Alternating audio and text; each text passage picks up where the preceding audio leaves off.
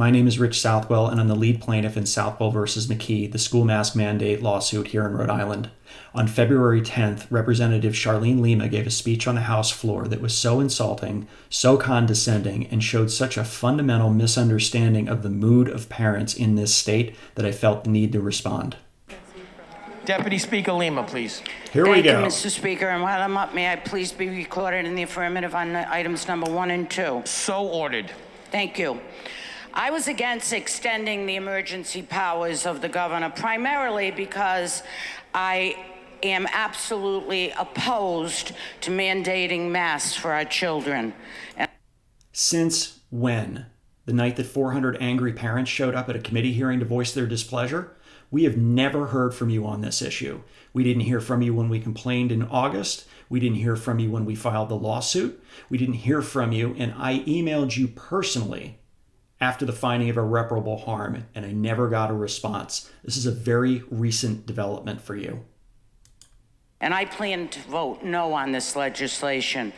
But Governor McKee's gutsy and well-reasoned decision to end our children's mass incarceration on March 4th convinced me to support this extension. And with the school vacation coming up, the extension limits our children's mass incarceration to approximately 10 days.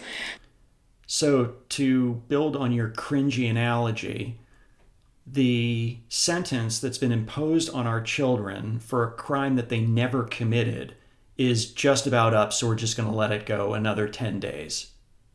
Horrible term, horrible analogy. Keep going. The reason for this extension, because I said, why not do it now? I wanted it right away. Of course you did. Is to did. give our local communities time to come up with a plan to implement procedures to end mass incarceration. It gives them the time to listen to the parents, the community, and base their final decision on accurate and verifiable data, not political rhetoric. That would be a novel approach, Governor McKee is committed to getting real data that paints an accurate picture of our children's risk from the virus, and this extension will give him time to investigate the health department's past findings. I just want to provide a little update on our lawsuit. We filed a discovery motion back on December 10th. The state has worked very, very hard ever since to avoid responding to our discovery requests.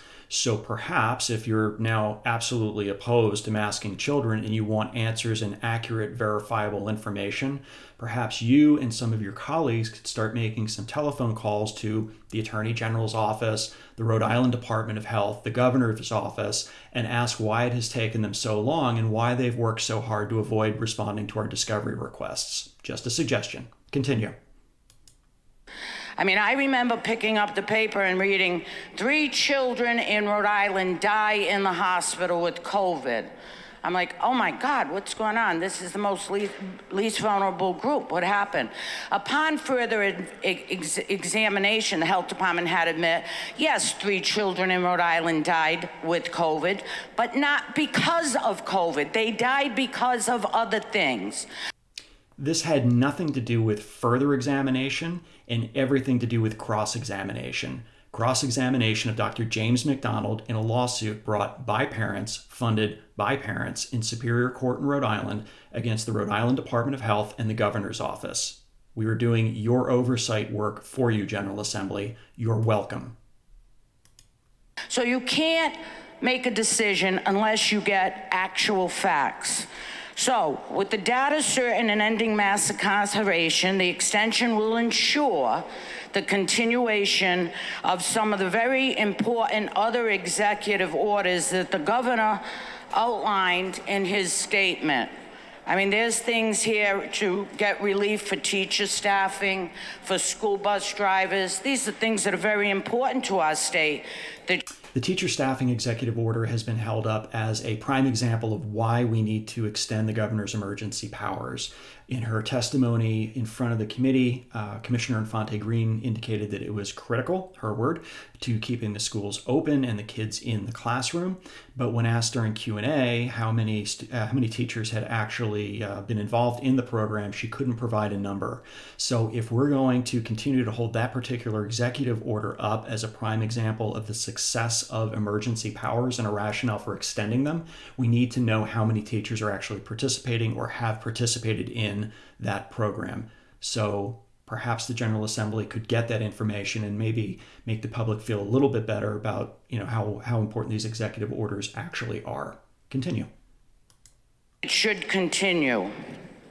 I want to stress the main reason that we are here. This is the moment she jumps on the bandwagon, everybody. Incarceration are because of the actions of our courageous moms of our state. Moms, you did this, and you should be proud, and you deserve our thanks.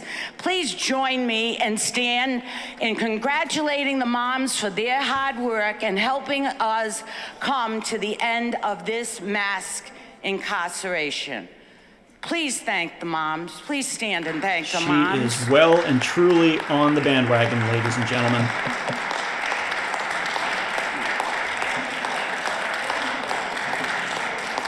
All right, so we'll take just a quick minute here to bask in the warm glow of that pandering and the lukewarm round of applause that followed it. And then we'll get to the moment that Rep. Lima attempts to take control of and drive the Unmask Our Children bandwagon. Here we go. Thank you. They started a movement, and it's going to spread and spread and spread. We agree on that. It's going to be moms and truckers making America right again. Thank you very much, Mr. Speaker. Thank you, Deputy Speaker. So I'm going to close by congratulating Rep. Lima on a truly cringeworthy performance and by discouraging her colleagues to ever attempt anything like that again in the future. It was not helpful at all. Parents in this state are very big on action.